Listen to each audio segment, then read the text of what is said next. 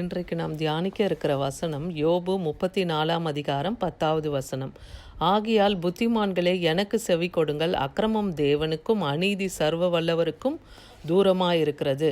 இந்த வார்த்தையை யோபுவுடைய நண்பர்களில் ஒருவரான எலிகு என்பவர் சொல்லுகிறதை பார்க்கிறோம். இங்கு யோபு 34:5 பாருங்க, யோபு நான் நீதிமான், தேவன் என் நியாயத்தை தள்ளிவிட்டார் என்றும் நியாயம் என்னிடத்தில் இருந்தும் நான் பொய்யன் என்று எண்ணப்படுகிறேன். மீறுதல் இல்லாதிருந்தும் அம்பினால் எனக்கு உண்டான காயம் ஆறாமல் இருக்கிறது என்றும் சொன்னாரே. அப்போ யோபு நான் உத்தமனாக இருந்தும் என்னுடைய காயங்கள் இன்னும் ஆறாமல் இருக்கிறதேன்னு சொல்கிறாரு. அப்போ அதுக்கு தான் அவங்களுடைய நண்பர்களில் ஒருவரான எலிகு பதில் தரார். 34:12 பாருங்கள், தேவன் அநியாயம் செய்யாமலும் சர்வ வல்லவர் நீதியை புரட்டாமலும் இருக்கிறது மெய்யே. அவர் அநியாயம் செய்கிற தேவன் அல்ல, ஏன்னா அவர் சர்வ வல்லமையுள்ள தேவன், அவர் நீதியை புரட்ட மாட்டார். 34:11 மனுஷனுடைய செய்கைக்கு தக்கதாக தான் அவனுக்கு சரி கட்டப்படுகிறதுன்னு வேதத்தில் எழுதியிருக்கிறது. அவனவன் நடக்கைக்கு தக்கதாக தான் தேவன் அவனவனுக்கு பதில் அளிக்கிறார் என்றும் வேதம் சொல்லுகிறது. அப்போ ஒரு உத்தமன் கூட, ஒரு நீதிமான் கூட துன்பப்படுகிறான்னா ஏதோ அவன் வழியிலே தவறுகள், அவன் நடக்கையிலே அவன் செய்கையிலே ஏதோ ஒரு தவறு இருக்கும்போது தான் நாம் துன்பங்களை கஷ்டங்களை நாம் அனுபவிக்கிறவர்களாக இருக்கிறோம். யோபு 34:21 பாருங்கள், அவருடைய கண்கள் மனுஷனுடைய வழியை நோக்குகிறது, அவர்களுடைய நடைகளை எல்லாம் அவர் பார்க்கிறார். அப்போ மனுஷனுடைய செய்கைக்கு தக்கதாக தான் அவர் நீதியை சரி கட்டுகிறவராக இருக்கார்னு சொல்கிற வேதத்தில் மனுஷனுடைய வழிகளை கர்த்தர் நோக்கி பார்க்குறார், அவன் நடைகளை அவர் சீர்தூக்கி பார்க்கிறவராக இருக்கிறார். அப்போ அதில் குறை இருக்கும் பொழுது அங்கே நாம் ஆக்கணைக்கு உட்படுகிறவர்களாய் நாம் இருக்கிறோம். யோபு 33:12 பாருங்கள், மனுஷரை பார்க்கிலும் தேவன் பெரியவராக இருக்கிறார்னு வசனம் சொல்லுது. அப்போது மனுஷனுக்கு ஒரு சிக்ஷையை கர்த்தர் தரார்னா அது அவனவன் இச்சையின்படி தான் சிக்குண்டு போகிறான் பாவத்தில், அதனால தான் சிக்ஷை கொடுக்கப்படுதுன்னு வசனத்தில் நம்ம பார்க்குறோம் இல்லையா. அப்போது மனுஷனை பார்க்கிலும் தேவன் பெரியவராக இருக்கிறார். அவர் தேவனிடத்தில் அநீதி ஒன்று உண்டோ என்று சொல்லலாமா, அது சொல்லக்கூடாதே என்று ரோமர் 9:14 வசனம் சொல்லுது. அப்போ அநீதி உள்ள தேவன் அவர் அல்ல, அவர் நீதியின் தேவனாக இருக்கிறார். ஏன்னா அவர் நீதியின் சிங்காசனத்தில் உட்கார்ந்து இருக்கிறார், அவருடைய வலது கரமே நீதி நிறைந்ததுன்னு வசனம் சொல்லுது. உபாகமம் 32:1 பாருங்க, வானங்களே செவி கொடுங்கள், நான் பேசுவேன், பூமியை என் வாய்மொழிகள் கேட்பாயாக. அப்போ அவர் பேச யாவரும் கேட்கிறவர்களாக இருக்கணும், அவர் நடத்த அவர் சித்தத்துக்கு கீழ்ப்படுகிறவர்களாக தான் நாம் இருக்கணும். யோபு 8:5-7 வசனம் பாருங்கள், நீர் தேவனை ஏற்கனவே தேடி சர்வ வல்லவரை நோக்கி விண்ணப்பம் செய்து சுத்தமும் செம்மையுமாய் இருந்தீரே, ஆனால் அப்பொழுது அவர் உமக்காக விழித்து நீதியுள்ள உம்முடைய வாசஸ்தலத்தை சங்கோபமாக்குவார்.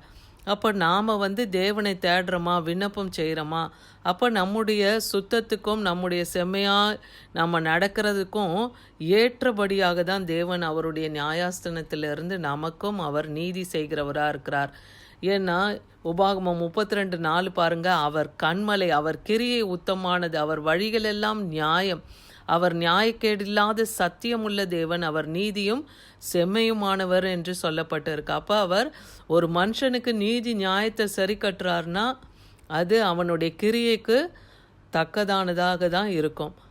அதனால தான் 2 நாளாகமம் 19:7 பாருங்கள், ஆதலால் கர்த்தருக்கு பயப்படுகிற பயம் உங்களிடத்தில் இருக்க கடவுது. அப்போ எங்கோ ஒரு எல்லையில் நாம் தவறும் பொழுது தான் நாம் அந்த சிக்ஷைக்கு ஆக்கணைக்கு உட்படுகிறவர்களாக இருக்கிறோம். அதனால் முதலாவது கர்த்தருக்கு பயப்படுகிற பயம் நமக்குள்ளே இருக்கணும். எச்சரிக்கையாக இருந்து காரியத்தை நடத்துங்கள், உங்கள் தேவனாகிய கர்த்தரிடத்திலே அநியாயமும் முகதாட்சண்யமும் இல்லை, பரிதானம் அவரிடத்திலே செல்லாது. இப்போ எல்லாரும் கூட நம்ம புறஜாதியாரில் பார்க்குறோம், பாவத்தை செஞ்சுட்டு அவங்க போய் என்ன பண்ணுவாங்க, பரிகாரம் செஞ்சுருவாங்க, அதுக்கு ஈடாக என்ன செய்யலாம் அப்படின்னு சொல்லி பரிகாரத்தை செய்வாங்க. ஆனால் நம்முடைய தேவனோ அவர் பட்சபாதம் இல்லாதவர், அவர் முகதாட்சண்யம் பார்க்க மாட்டார், அவரிடத்துல பரிதானம் கூட செல்லாது. அதனால் முதலாவது கர்த்தருக்கு நாம் பயந்து எச்சரிக்கையாய் நம் காரியத்தை நடத்துகிறவர்களாக இருக்கணும். ரோமர் 3:4-5 பாருங்க. நீர் உம்முடைய வசனங்களில் நீதிபரராக விளங்கவும் உம்முடைய நியாயம் படும்போது வெற்றி அடைவும் இப்படி ஆயிற்று என்று எழுதியிருக்கிறபடியே தேவனே சத்தியபரர் என்றும் எந்த மனுஷனும் பொய்யன் என்றும் சொல்லப்படுகிறது. அப்போ தேவனுடைய வசனங்கள் யாவும் நீதியாக இருக்குது. அவருடைய நியாயம் விசாரிக்கப்படும் போது வெற்றி அடையவும் இப்படி ஆயிற்று என்று வசனம் சொல்லுது. கர்த்தர் சத்தியபரர். அப்போது எந்த மனுஷனும் பொய்யன் என்று வேதத்தில் சொல்லப்பட்டு இருக்கிறது. அப்போ ஒருவனும் உண்மையானவன்னு சொல்ல முடியாது இல்லையா? அதனால தான் மனுஷன் பொய்யன் என்று சொல்லுவாமாகன்ட்டு ரோமரில் பவுல் எழுதியிருக்கிறத பார்க்குறோம். ரோமர் 3:5 நம்முடைய அநீதி தேவனுடைய நீதியை விளங்க பண்ணினால் என்ன சொல்லுவோம்? கோபாக்கினியை செலுத்துகிற தேவன் அநீதியராய் இருக்கிறார் என்று சொல்லலாமா? அப்போ தேவனுடைய நீதி நமக்குள்ளே விளங்கணும். அவருடைய கோபாக்கினை நமக்குள்ளே வரக்கூடாது. அப்போது அப்படி வந்துச்சுன்னா நம்ம அவர் அநீதிபரர்னு நம்ம சொல்ல முடியுமா? ஏன்னா அவர் நீதியை சரி கட்டுகிற தேவன், அவர் நியாயத்தை விசாரிக்கிறவராக இருக்கிறார்.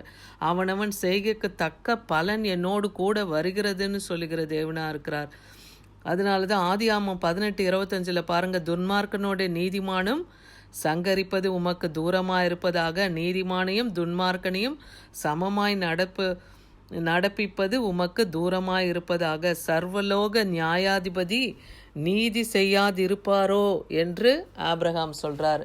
ஏன்னா லோத்து காலத்தில் லோத்து வாழ்ந்த எல்லையில் பாவம் மிகுதியாக இருந்தது. அதனால் துன்மார்க்கனையும் நீதிமானையும் அவர் ஒரே விதத்தில் சங்கரிப்பாரா? அவர்களை சமமாக நடத்துவாரா? இல்லை. அவருடைய பார்வைக்கு முன்பாக எப்படி இருக்குது? அநீதி கர்த்தருடைய பார்வைக்கு அருவருப்பாக இருக்குது. அநியாயத்தை அவர் வெறுக்கிறவராக இருக்கிறார். அவர் பாவத்தை பாராத சுத்த கண்ணராக இருக்கிறார். அவர் நியாயாதிபதியும் நீதிபரருமா இருக்கிறார். அதனால தான் அவனவன் நீதிக்கு தக்க பலனை கர்த்தர் செய்கிறார்.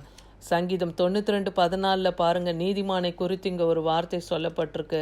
கர்த்தர் உத்தமர் என்றும் என் கண்மலையாகிய அவரிடத்திலே அநீதி இல்லை என்றும் விளங்க பண்ணும்படி அவர் நீதிமானை முதிர் வயதிலும் கனி தந்து புஷ்டியும் பசுமையுமாய் வைக்கிறார்.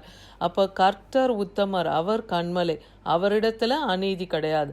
அப்போ நீதிமானை அவர் வாழ்ந்திருக்கும்படியாக செய்யணும்னா அவர்கள் முதிர் வயதிலும் கனி தந்து புஷ்டியும் பசுமையுமா இருப்பார்கள் என்று வாக்கு பண்ணுகிறார். என்னாகமம் 15:31 பாருங்க, கர்த்தரின் வார்த்தையை அசட்ட பண்ணி அவருடைய கற்பனையை மீறினபடியினால் ஆத்துமா அறுப்புண்டு போக வேண்டும். அவன் சீக்கிரம் அவனுடைய உக்கிரம் அவன் மேல் இருக்கும் என்று சொல் என்கிறார்.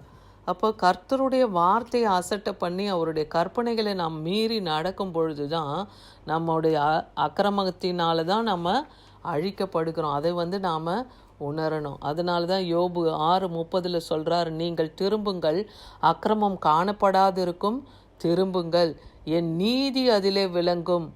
ஏன்னா கர்த்தர் அக்கிரமத்தை மன்னிக்கிற தேவனாக இருக்கிறார். எப்போ நாம் அவரிடத்தில் திரும்பும் பொழுது நம்முடைய அக்கிரமங்களை எல்லாம் அவர் மன்னிக்கிறவராக இருக்கிறார்.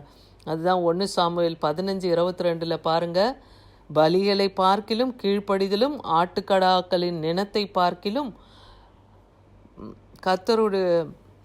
கர்த்தருடைய வார்த்தைக்கு நம்ம செவி கொடுத்தலே உத்தமம்னு எழுதியிருக்கு. அப்போ கர்த்தர் சொல்லுகிற வார்த்தைக்கு நாம் செவி கொடுத்து கீழ்ப்படிந்து நாம் நடப்போமானால் நாம் ஆக்கினைக்கு உட்பட மாட்டோம்.